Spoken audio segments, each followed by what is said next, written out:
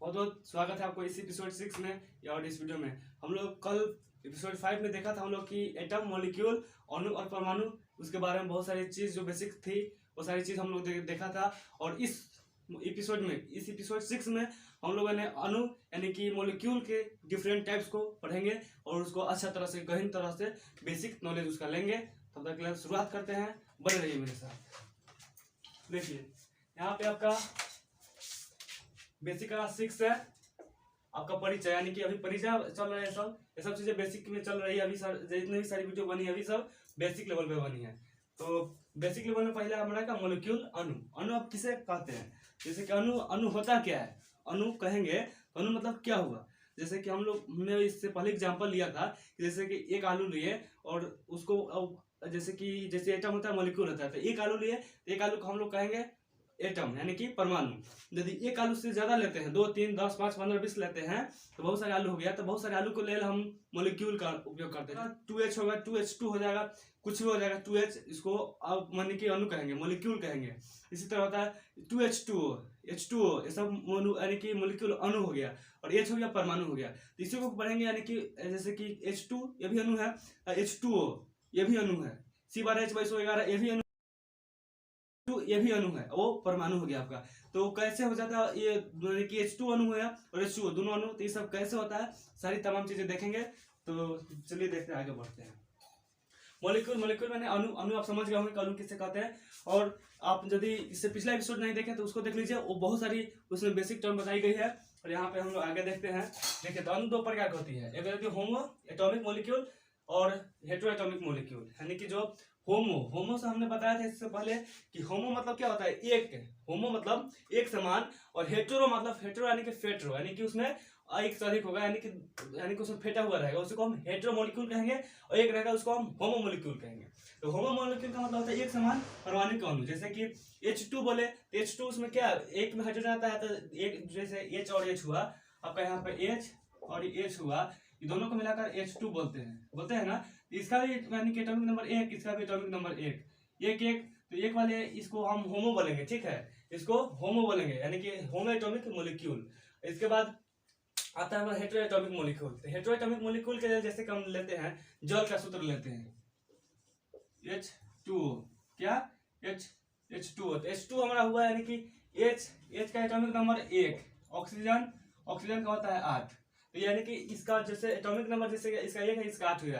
तो अब देखिए यहाँ पे 1 और एक, यहाँ पे 1 नहीं होकर के 8 है, यानी कि ऑक्सीजन है, तो इसको हेटेरो बोलेंगे। तो इसी को हेटेरो मॉलिक्यूल यानी कि असमान परमाणविक अणु बोलेंगे इसको। और इसको परमाणु का अणु दो प्रकार का होता है। अब देखिए परमाणु का अणु को यानी कि होमो एटॉमिक मॉलिक्यूल का दूसरा नाम है होमो न्यूक्लियर मॉलिक्यूल। उसका फिर दूसरा का नाम है, तीसरा का नाम है मॉलिक्यूल ऑफ एलिमेंट। इसका एग्जांपल यहाँ पे है। इसको हेटेरो एटॉमिक मॉलिक्यूल को हेटेरो न्यूक्लियर मॉलिक्यूल बोला जाता है, हेटेरो न्यूक्लियर मॉलिक्यूल, असमान न्यूक्लियर परमाणु। इसका एग्जांपल नीचे है। होमो एटॉमिक मॉलिक्यूल, इसका दूसरा का नाम है होमो न्यूक्लियर मॉलिक्यूल। होमो एटॉमिक मॉलिक्यूल का दूसरा का नाम है होमो न्यूक्लियर मॉलिक्यूल। उसके बाद मॉलिक्यूल ऑफ एलिमेंट, यानी कि एलिमेंट हो गए, एलिमेंट वाला मॉलिक्यूल हो जाएगा। उसके बाद देखिए हेटेरो एटॉमिक मॉलिक्यूल, दूसरा का नाम है इसका हेटेरो न्यूक्लियर मॉलिक्यूल। इसका दूसरा का नाम इसका जैसे हम लोग बोलेंगे एग्जांपल के लिए मॉलिक्यूल ऑफ कंपाउंड, यानी कि कंपाउंड यानी कि यौगिक वाले अणु को हम बोलेंगे हेटेरो मॉलिक्यूल। जैसे कि एलिमेंट वाले अणु को बोलेंगे यानी कि होमो एटॉमिक मॉलिक्यूल या फिर होमो न्यूक्लियर मॉलिक्यूल। जैसे कि देखिए H2 हम लिए, तो H2 में हमारा क्या है, H2 में यानी कि 2 H है, H प्लस H है, इसका एटॉमिक नंबर 1, इसका भी 1, यानी कि होमो हो गया। उसके बाद I2 है, I2 का भी दोनों का एटॉमिक नंबर समान होगा, इसका I2 का भी दोनों का एटॉमिक नंबर समान होगा, इसलिए उसके बाद है Ca का भी एटॉमिक नंबर समान होगा, आप मिला लीजिएगा। फिर जो Ca का भी एटॉमिक नंबर समान होगा, Ca यानी कि कैल्शियम 20 में होता है, C8 हो जाएगा। उसके बाद O3 है, O3 यानी कि ऑक्सीजन का 8 होता है, O3 हो गया, यानी कि 3 गो ऑक्सीजन है तो उसका 8 यानी कि तीनों का 1 1 हो जाएगा। उसके बाद Cl2, P4, सल्फर है, etc बहुत सारा। उसके बाद हेटेरो में देखते हैं, हेटेरो मॉलिक्यूल में हेटेरो न्यूक्लियर मॉलिक्यूल, इसको बोलेंगे असमान न्यूक्लियर अणु। उसको nuclear of compound, sorry molecule of compound इसको बोलेंगे, मॉलिक्यूल ऑफ कंपाउंड, यानी कि अणु यानी कि मॉलिक्यूल ऑफ कंपाउंड है, यानी यौगिक का अणु। यौगिक किसे बोलेंगे, जिसमें ये यानी कि मोर देन टू एलिमेंट होगा, यानी कि दो प्रकार के एलिमेंट होगा, उसको यौगिक बोलेंगे, कंपाउंड बोलेंगे। जैसे कि CO2 carbon dioxide, H2O hydroxide, उसके बाद C6H6 बेंजीन होता है, CH4 मीथेन होता है, C12H11 यह चीनी का सूत्र हुआ। इसी को हम लोग यानी कि हेटेरोमोलिक्यूल या फिर हेटेरोन्यूक्लियर मॉलिक्यूल या मॉलिक्यूल ऑफ कंपाउंड बोलेंगे। अब यहाँ तक तो अच्छा समझ गई होगी। अब यहाँ पे देखिए नोट, यहाँ और अच्छा से विस्तार से समझिए। देखिए H2 बोलेंगे तो H2 बोलेंगे तो यानी कि अब यहाँ पे होमो एटॉमिक मॉलिक्यूल हुआ, यानी कि होमो मॉलिक्यूल बोलेंगे। तो होमो मॉलिक्यूल के लिए जैसे H2 हुआ, इसमें कितना H है, 2 H, तो दोनों H को हम इधर छांट दिए, दोनों H को छांट दिए। H2 हमारा क्या हो गया, H2 हमारा मॉलिक्यूल हुआ, अणु हुआ, और H हो जाएगा एटम परमाणु, फिर H होगा एटम यानी कि परमाणु हो जाएगा। इसको डिफिनेशन से समझते हैं कैसे इसको बोला जाए। देखिए one molecule of H2 contains two atoms of hydrogen, यानी कि वन मॉलिक्यूल ऑफ H2 के एक अणु में contains two atoms, यानी कि उसमें रहता है क्या, दो एटम ऑफ हाइड्रोजन, यानी कि उसमें वन मॉलिक्यूल ऑफ H2 के एक अणु में दो हाइड्रोजन रहता है, ये बोल सकते हैं। H2 के एक अणु में हाइड्रोजन के दो परमाणु होते हैं। ओके, आगे देखिए P4 के लिए तो P4 हो गया हमारा, यहाँ पे 1P 2P यानी 3P 4P यानी कि 4 P हो गया। तो P4 क्या होगा, P4 मेरा मॉलिक्यूल यानी कि अणु हुआ। तो वन मॉलिक्यूल ऑफ P4 यानी कि P4 के एक अणु में कंटेन्स 4 एटम ऑफ यानी कि फास्फोरस। P4 के एक अणु में यानी कि 4 गो फास्फोरस होगा। P4 के एक अणु में 4 गो फास्फोरस होगा P4 में। ओके, आगे बढ़िए। P मतलब होता है फास्फोरस हुआ, 15 में फास्फोरस होता है, इसका एटॉमिक नंबर 15 हो जाएगा।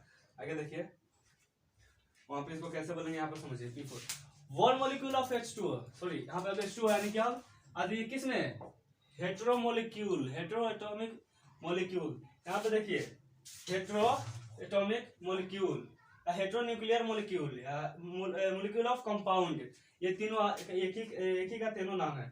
तो देखिए इसको बोलेंगे हेटेरोएटॉमिक मॉलिक्यूल। जैसे कि H2 है तो हाइड्रोजन का एक हो जाएगा, O है तो ऑक्सीजन का 8 हो जाएगा, यानी कि यहाँ पे हाइड्रोजन का एक परमाणु संख्या 1 है, एटॉमिक नंबर 1 है, ऑक्सीजन का एटॉमिक नंबर परमाणु संख्या 8 है। तो हेटेरो हो गया कि नहीं हो गया। तो हेटेरो का देखिए वन मॉलिक्यूल ऑफ H2